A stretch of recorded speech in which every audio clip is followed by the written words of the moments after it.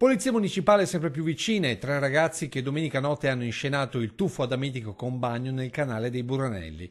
Dal comando il consiglio ai 3 di farsi avanti prima che gli agenti si presentino a casa loro, mentre continuano i commenti sull'inevitabile punizione per quello che tutti considerano non tanto una bravata quanto un vero e proprio sfregio alla città e alle regole elementari di civile convivenza. Mica noi siamo una città declassata rispetto a Venezia.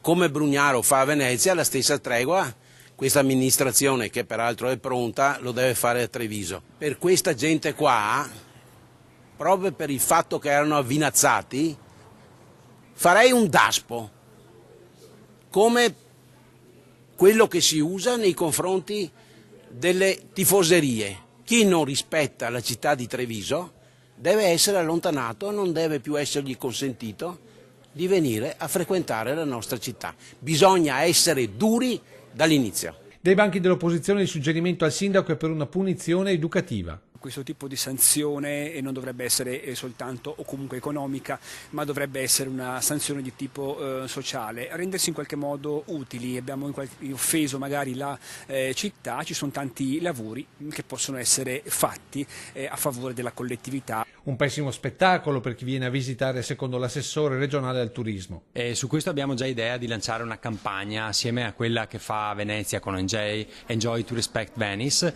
Potremmo farla anche Enjoy to Respect Veneto e quindi comprendere anche Treviso. Io penso che un anno di militare o almeno 6 mesi o quantomeno un servizio civile che insegni a queste persone a capire cosa sanno fare e cosa possono dare alla società sarebbe utile per recuperare un po' di valori. Non è un caso che noi stiamo discutendo a livello nazionale con il Ministro proprio la possibilità della reintroduzione della leva.